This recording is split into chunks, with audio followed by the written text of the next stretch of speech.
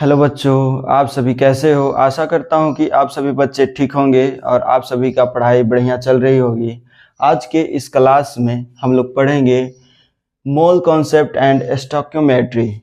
ये class 10 ICSE chemistry का एक चैप्टर है, ठीक है। और इसमें हम लोग मुख्य रूप से अभी इस क्लास में थोड़े ही देर में ये 3 लॉज को कंप्लीट करेंगे। ये बॉयल्स लॉ है, चार्ल्स लॉ होगा और गैस इक्वेशन जो बॉयल्स लॉ और चार्ल्स लॉ के अकॉर्डिंग इक्वेशन बनने वाला है, ठीक है। तो सबसे पहले हम लोग देखते हैं बॉयल्स लॉ। बॉयल्स लॉ कहता है कि द वॉल्यूम ऑफ गिवन मास, यहाँ पर वॉल्यूम के बारे में बोला जा रहा है कि the volume of given mass of dry gas is inversely proportional to its pressure. Pressure के साथ कैसा रिलेशन है? इनवर्सली प्रोपोर्शन का रिलेशन है, इनवर्सली प्रोपोर्शन। और at a constant temperature, temperature यदि कांस्टेंट हो तो, ठीक है। तो हम लिख सकते हैं इसे इस तरीके से, वॉल्यूम गैस का वॉल्यूम इनडायरेक्टली प्रोपोर्शन में होगा किसके साथ?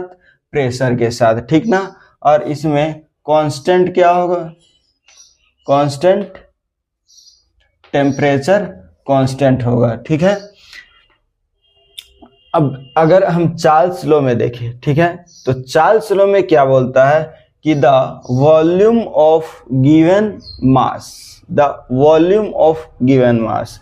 चार्ल्स लॉ बोलता है कि कोई गैस का volume given mass of dry gas जो है वो डायरेक्टली प्रोपोर्शन होता है। कैसा होता है? Directly proportion to its absolute temperature. किससे? Absolute temperature if the pressure is kept constant. किसके बीच में बोल रहा है? वॉल्यूम और एब्सोल्यूट टेम्परेचर, ठीक ना। तो इसमें इस चार्ल्स लॉ के अनुसार से किसी गैस का वॉल्यूम है वो डायरेक्टली प्रोपोर्शनल होता है किससे?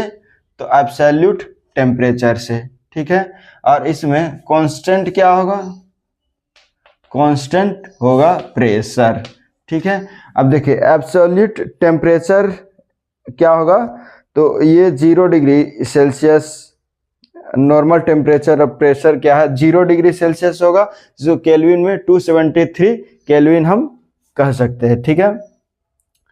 ये लो बोल रहा है, ठीक है। अब अगर ये दोनों लो को मिक्स कर दे, बॉयल्स लो और चार्ल्स लो को मिक्स कर दे, ठीक ना, तो बनता क्या है इक्वेशन? सबसे पहले तो ये गैस इक्वेशन को पढ़ लेते हैं। बोलता है कि the volume of a given mass of dry gas is inversely proportion to the pressure. इसी को बोल रहा है बॉयल्स लॉ को। इनवर्सली प्रोपोर्शन किसके साथ होता है?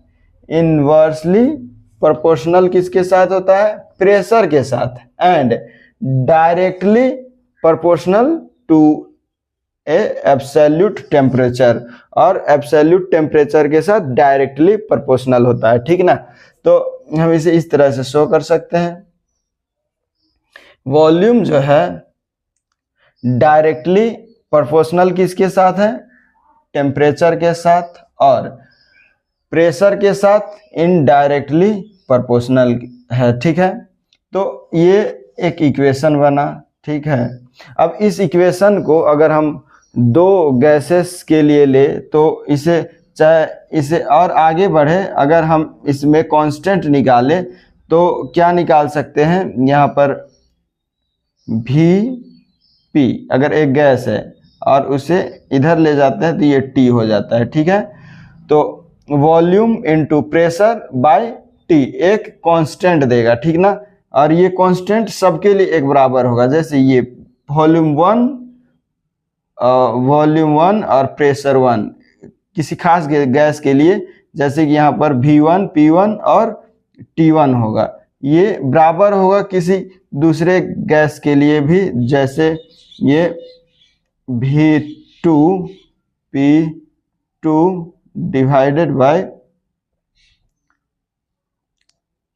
T2, और ये कांस्टेंट होगा किससे, K से, इसका एक कांस्टेंट होगा, ठीक है, K। तो ये हुआ गैस इक्वेशन, इसी को बोला जाता है गैस इक्वेशन।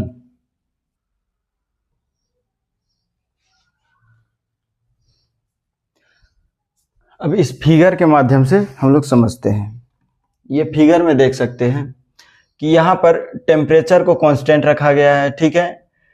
अब जब इसमें प्रेशर डाल रहे हैं, ठीक है, प्रेशर डाल रहे हैं, तो प्रेशर डाल रहे हैं और यहाँ पर प्रेशर को बढ़ा दिया, एक 5 kg का प्रेशर यहाँ पर डाला जा रहा है, यहाँ पर प्रेशर को 10 kg का बढ़ा दिया है गया है प्रेशर। तो देखिए यहाँ पर कि प्रेशर को बढ़ाया गया है तो वॉल्यूम क्या हो गया है, कम। इसमें देखिए अगर इसमें प्रेशर को कांस्टेंट कर देते हैं, गैस लो में अगर प्रेशर को कांस्टेंट कर देते हैं तो यहाँ पर टेम्परेचर सबसे पहले लो टेम्परेचर है, ये लो टेम्परेचर है। अब इसमें वॉल्यूम बढ़ा हुआ है, वॉल्यूम जो वर्तमान वॉल्यूम है, ठीक है। अब यहाँ पर टेम्परेचर बढ़ा दिए, टेम्परेचर बढ़ा दिए, यहाँ पर ये टेम्परेचर मेजरमेंट टूल्स है। अब इसमें 2 कैंडल जो दिखा रहा है कि टेम्परेचर बढ़ चुका है, तो जैसे टेम्परेचर बढ़ा इसका वॉल्यूम भी बढ़ चुका है। तो ये डायरेक्टली प्रोपोर्शन हुआ कि टेम्परेचर बढ़ा तो वॉल्यूम बढ़ा, टेम्परेचर बढ़ा तो वॉल्यूम बढ़ा। बॉयल्स लॉ में क्या बता रहा है कि प्रेशर बढ़ा वॉल्यूम कम हुआ, वॉल्यूम कम हुआ तो प्रेशर बढ़ा। तो इस तरह का चार्ल्स लॉ में भी रिलेशन है कि अगर टेम्परेचर बढ़ा तो वॉल्यूम भी बढ़ा, या वॉल्यूम बढ़ा तो टेम्परेचर भी बढ़ा। अब देखेंगे गे-लुसाक लॉ ऑफ कंबाइनिंग वॉल्यूम, ठीक है।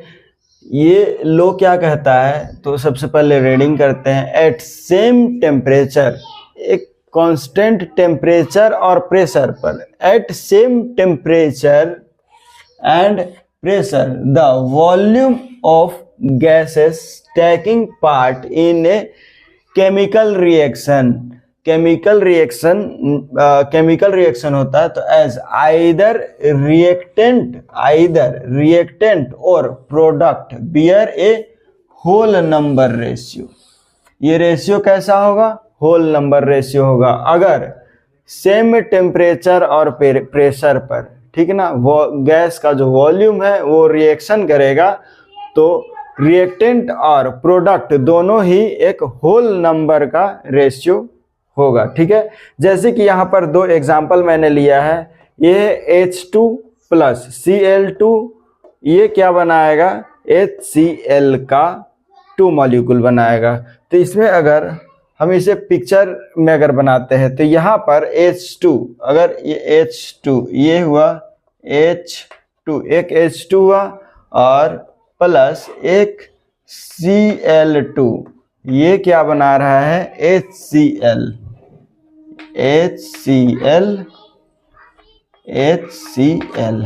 तो अगर वॉल्यूम देखें तो वॉल्यूम यहाँ पर 1 वॉल्यूम है, H2 का कितना है, 1 वॉल्यूम है, Cl2 का क्या है, क्लोरीन का, इसका भी 1 वॉल्यूम है, और HCl का कितना वॉल्यूम हो गया, 2 वॉल्यूम।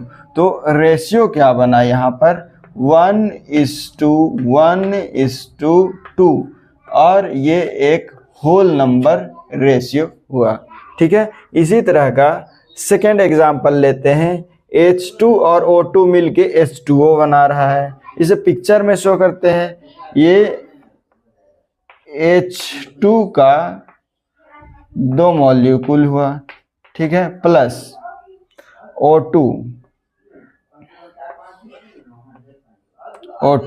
ये क्या बना रहा है, 2H2O, H2O, ठीक है। अगर H2 का वॉल्यूम देखें तो यहाँ पर 2 वॉल्यूम है, O2 का 1 वॉल्यूम है, और H2O का 2 वॉल्यूम है, और रेशियो क्या बना रहा है इस तरह से, 2:1:2, और ये रेशियो क्या है, एक होल नंबर रेशियो है या कहे सिंपल रेशियो है। तो यही बात को ये बोल रहा है गे-लुसाक लॉ ऑफ कंबाइनिंग वॉल्यूम।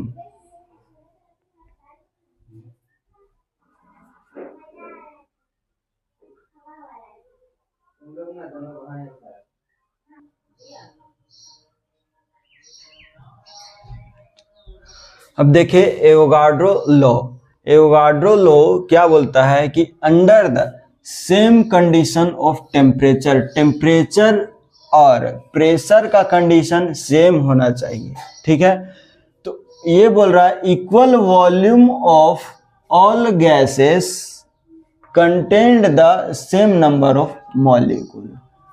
अगर सेम कंडीशन टेम्परेचर और प्रेशर का होगा तो एक जैसा इक्वल वॉल्यूम के लिए नंबर ऑफ मॉलिक्यूल भी इक्वल होगा, सेम ही होगा, ठीक ना। तो इसे एक एग्जाम्पल के माध्यम से समझते हैं। अगर N2 है, ठीक है, N2 प्लस H2 इसे रिएक्शन करते हैं तो ये NH3 बनता है। अगर इसे बैलेंसिंग करते हैं तो यहाँ पर ये चूंकि यहाँ पर 3H हो जाएगा और ये 2 हो जाएगा तो 2 3 जा 6, 2 3 जा 6, ठीक है, कंप्लीट हो गया। हाँ, तो यहाँ पर देखें कि यहाँ पर नाइट्रोजन का 1 वॉल्यूम है, नाइट्रोजन का 1 वॉल्यूम, तो मॉलिक्यूल कितना है, 1 मॉलिक्यूल ऑफ नाइट्रोजन, 1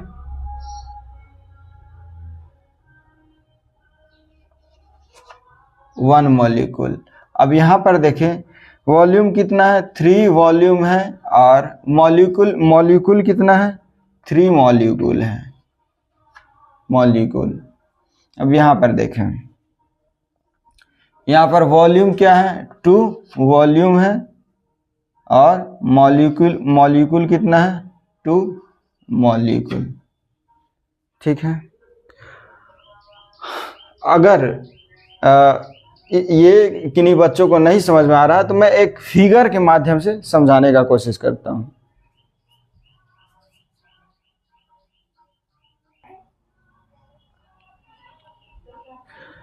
तो देखिए इस फिगर में देखा जा सकता है कि यहाँ पर नंबर ऑफ मॉलिक्यूल और वॉल्यूम में क्या डिफर होता है, ठीक है। अगर नंबर ऑफ मॉलिक्यूल को 2 किया जाता है, यहाँ पर नंबर ऑफ मॉलिक्यूल को 2 किया जाता है तो वॉल्यूम भी 2 हो जाता है, ठीक है। यहाँ पर इस फिगर के माध्यम से देखिए कि नंबर ऑफ मॉलिक्यूल 2 किया जाता है तो नंबर ऑफ वॉल्यूम भी 2 हो जाता है। तो हम इस तरह से इसे समझ सकते हैं, इसे समझा जा सकता है कि जो वॉल्यूम है वो नंबर ऑफ मॉलिक्यूल एक कांस्टेंट देता है, ठीक है, एक कांस्टेंट होता है, हमेशा कांस्टेंट होता है। क्यों? क्योंकि अगर हम अगर V1 बाई N1 ले, ये इक्वल होगा V2 बाई N2 का, ठीक ना, जो एक कांस्टेंट होगा, ठीक है, हमेशा ये सेम ही रेशियो में होगा। तो इस तरह से बच्चे आप समझ गए होंगे कि एवोगाड्रो लॉ कहता क्या है।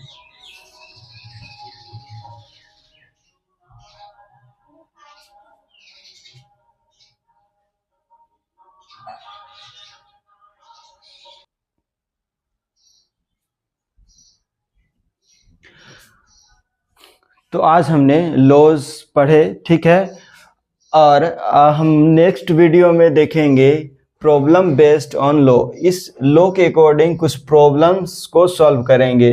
इन प्रॉब्लम्स में क्या हो सकते हैं कि कैलकुलेट करना पड़ेगा कंपोजिशन, जो रिजल्टेंट मिक्सचर है उसका कंपोजिशन को कैलकुलेट करना पड़ेगा, और सेकेंड है कैलकुलेट करना पड़ेगा प्रत्येक रिएक्टेंट का अमाउंट जो है उसे रिएक्टेंट करना पड़ेगा, और वॉल्यूम्स फाइंडिंग करना पड़ेगा। तो इसे हम लोग नेक्स्ट वीडियो में करेंगे। तब तक आप जो आज का क्लास हुआ है उसे समझे, और जिन बच्चों को समझ में नहीं आया है वो हमारे वीडियो में कमेंट कर सकते हैं या डायरेक्टली कांटेक्ट कर सकते हैं, ठीक है। और नेक्स्ट वीडियो में हम लोग मिलते हैं problem solving on based on this law. ठीक है, तो बाय।